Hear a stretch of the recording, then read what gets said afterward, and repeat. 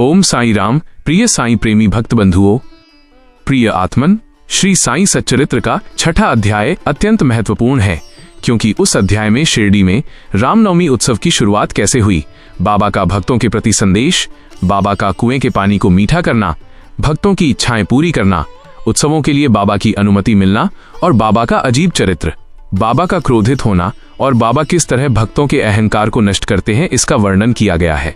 तो आत्मन, आज हम लोग बाबा के उन अद्भुत लीलाओं के साथ उनके द्वारा दिए गए संकेतों का संदेश क्या है ये भी समझेंगे। इस अध्याय का एक सबसे बड़ा तत्व एकता है, जो ये संदेश देता है कि परमात्मा एक है, चाहे उसे राम कहो या अल्लाह। बाबा ने दो अलग अलग धर्मों के उत्सवों को एक ही दिन मिलाकर ये सिखाया कि भक्ति का कोई धर्म नहीं होता, भक्ति में केवल शुद्ध प्रेम और श्रद्धा होनी चाहिए।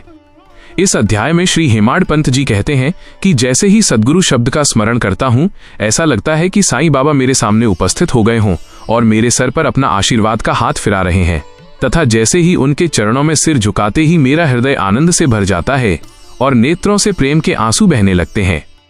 श्री साईं सतचरित्र की रचना के क्रम में जब कभी किसी समय उलझ जाता हूँ और थक कर थोड़ा विश्राम लेता हूँ, तो थोड़ी देर में बाबा अंदर से प्रेरणा देकर उस विषय का सही निराकरण बता देते हैं। ऐसा लगता है कि मेरे अंदर बैठकर बाबा स्वयं अपने चरित्र की रचना कर रहे हों। श्री हेमाड पंत जी कहते हैं कि सद्गुरु के चरणों के स्पर्श का फल महान और आश्चर्यजनक है। जीवात्मा अविनाशी है, अग्नि से भी नहीं जलता, लेकिन सद्गुरु की कृपा से जीवात्मा और उसके जन्मों के सारे पाप जलकर भस्म हो जाते हैं और उस जीवात्मा का आत्मा से मिलन हो जाता है। जो लोग धार्मिक और ईश्वरीय प्रवृत्ति में रुचि नहीं रखते, उनका मन भी बाबा के दर्शन मात्र से स्थिर हो जाता है। बाबा के मनोहर रूप के दर्शन करते ही गला खुशी से अवरुद्ध हो जाता है और आंखों से प्रेमाश्रु के अमृत धारा प्रवाहित होने लगते हैं। और जब हृदय भावनाओं से भर जाता है तो सोहम नाद की जागृति होकर आत्मानुभव का आभास होने लगता है। तुरंत ही मैं और तुम का भेदभाव समाप्त हो जाता है और ब्रह्म के साथ एक रूपता का अनुभव हो जाता है। बाबा जब कभी अपने भक्तों में अहंकार देखते हैं तो उसे अहंकार शून्य कर उसके अंतिम लक्ष्य आत्मज्ञान की प्राप्ति करवा देते हैं। जो बाबा को नमन करके एकनिष्ठ भाव से उनके शरण जाते हैं, उन्हें कोई और साधना करने की आवश्यकता नहीं होती।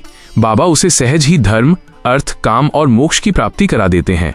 बाबा स्वयं अपने वचनों के द्वारा अपने भक्तों को आश्वासन देते हैं कि मेरे भक्तों के घर अन्न और वस्त्र का कभी अभाव नहीं रहेगा। जो पूरी तरह से मेरे शरण आ जाते हैं और अंतःकरण से मेरी उपासना करते हैं, उनके कल्याण के लिए मैं हमेशा चिंतित रहता हूँ। बाबा कहते हैं कि अन्न और वस्त्र की ज्यादा चिंता मत करो। अगर कुछ मांगने की इच्छा हो तो ईश्वर को ही भिक्षा में मांग लो। सांसारिक मान और उपलब्धियों को त्याग कर ईश्वर की कृपा प्राप्त करो। सांसारिक साधनों में उलझकर कुपथगामी मत बनो। अपने इष्ट का दामन मजबूती से पकड़े रहो। सभी इंद्रियों और मन को ईश्वर चिंतन में लगाए रखो। किसी पदार्थ की ओर आकर्षित मत हो। मन को सदा मुझ में लगाए रखो, ताकि वह मन देह, संपत्ति और ऐश्वर्य की तरफ न जाए, और इस तरह तुम्हारा चित्त शांत, स्थिर और निर्भय होगा।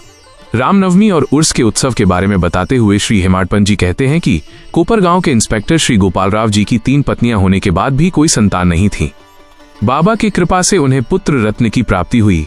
उन्होंने शिरडी में मेला या उर्स जैसे सार्वजनिक उत्सव करने का अपना मत शिरडी के अन्य भक्तों माधवराव और तात्या के संबे रखा, जो सबको अच्छा लगा, और इसके लिए उन्हें बाबा की स्वीकृति और अनुमति भी मिल गई। लेकिन सरकारी अनुमति के लिए दिया गया आवेदन एक बार रद्द हो गया था, लेकिन दूसरी बार में सरकारी अनुमति भी मिल गई। बाबा के अनुमति से रामनवमी के दिन उर्स मानना निश्चित हुआ। अहमदनगर के भक्त दामू अन्ना को पुत्र रत्न प्राप्त होने पर गुड महाशय ने दामू अन्ना से ध्वज देने के लिए कहा और दामू अन्ना ने एक ध्वज दिया। नाना साहेब निमोनकर ने भी एक ध्वज दिया। दोनों ध्वजों को उत्सव समारोह के साथ गांव से निकालकर द्वारकामाई तक लाया जाता है और द्वारकामाई के दोनों ओर लगाया जाता है। यह उत्सव आज भी सुचारू रूप से जारी है। इसी क्रम में एक मुस्लिम भक्त श्री अमीर शक्कर दलाल की इच्छा से एक और उत्सव का आयोजन होने लगा। प्रायः इस प्रकार के उत्सव सिद्ध मुस्लिम संतों के सम्मान में किया जाता है। इसमें चंदन और धूप से सुसज्जित थालियां समारोह के साथ लोहबान जलाते हुए द्वारकामाई में लाया जाता है और उन चंदन को नीम के पेड़ और द्वारकामाई के दीवारों में लगा दिया जाता है। इस उत्सव को चंदन उत्सव का नाम दिया गया। इस प्रकार हिंदुओं द्वारा ध्वज और मुस्लिमों द्वारा चंदन का उत्सव मनाया जाने लगा, जो आज भी होता है। इससे बाबा का ये संदेश है कि सबका मालिक एक ही है। जाति और धर्म के द्वंद्वों से ऊपर उठो और अपना परम कल्याण करो। उत्सव तो होने लगे, लेकिन शिरडी में पानी का अभाव शुरू से ही था। शिरडी में 2 कुएं थे, जिसमें एक अक्सर सूखा रहता था और दूसरे का पानी खरा था। बाबा ने खारे पानी के कुएं में एक फूल डालकर उसके जल को मीठा कर दिए। फिर भी पानी कम पड़ रहा था तो तात्या पाटिल ने बाहर से पानी मंगवाने का प्रबंध किया। बांस की दुकान बनाई गई। बाहर के सभी कार्यक्रमों और आयोजनों का देखभाल तात्या पाटिल करते थे और अंदर का कार्य बाबा के परम भक्त राधा कृष्ण माई करती थीं। इन सभी उत्सवों के बीच एक और उत्सव जुड़ा। बाबा के एक भक्त कृष्णराव और दादा साहब खापर्डे ने काका महाजनी से उर्स के मेले के साथ रामनवमी को राम जन्म का उत्सव भी मनाने का प्रस्ताव रखा। बाबा ने इसके लिए सहमति और अनुमति दे दी। नाम सप्ताह का आयोजन भी होने लगा। जब कभी बाबा को अपने भक्तों में कुछ गलत दिखता था तो कभी अति क्रोधित हो जाते थे। एक बार तो उन्होंने अपने प्रिय भक्त तात्या की पगड़ी नोचकर जला डाला। ईंटें फेंक कर मारने लगे, उल्टा सीधा कहने लगे, जोर जोर से चिल्लाने लगे, अपशब्द भी बोलने लगे। अति क्रोध के कारण उनकी आंखें क्रोध से चिंगारी की तरह लगने लगे। उनका ये रूप देखकर कोई उनसे आंखें मिलाने का साहस नहीं करता, लेकिन कोई भी उनके इन बातों का बुरा भी नहीं मानता था। कुछ ही देर बाद दुकानदार से नई पगड़ी मंगवाकर स्वयं के हाथों से तात्या के सिर पर बांधने लगे। दरअसल जब बाबा को भक्तों के अंदर अहंकार या दुष्प्रवृत्तियां दिखती हैं तो वे अति क्रोधित हो जाते हैं। उनका वो क्रोध भक्तों पर नहीं होता है, बल्कि भक्तों में स्थित अहंकार और दुष्प्रवृत्तियों पर होता है। और बाबा को अपने भक्तों का पतन बर्दाश्त नहीं होता। वहीं बाबा भक्तों के उत्कर्ष देखकर अति प्रसन्न भी होते हैं।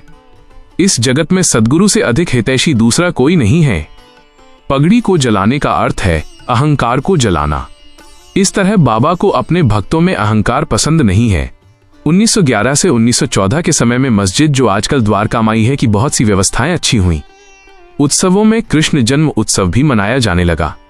नाम सप्ताह, भजन कीर्तन भी आरंभ हुए।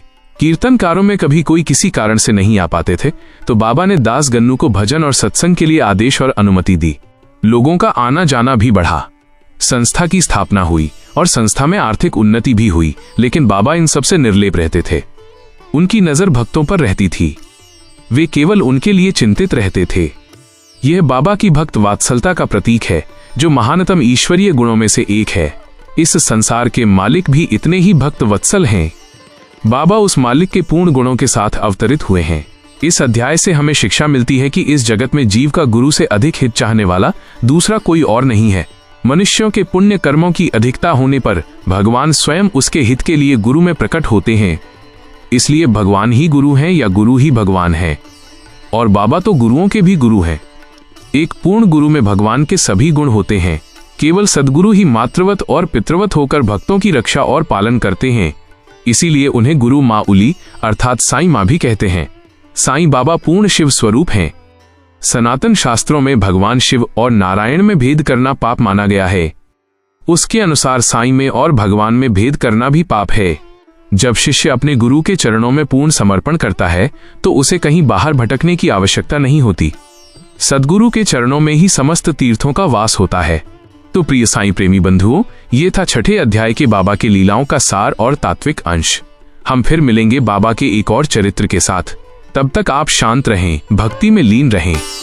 ओम साईं। धन्यवाद।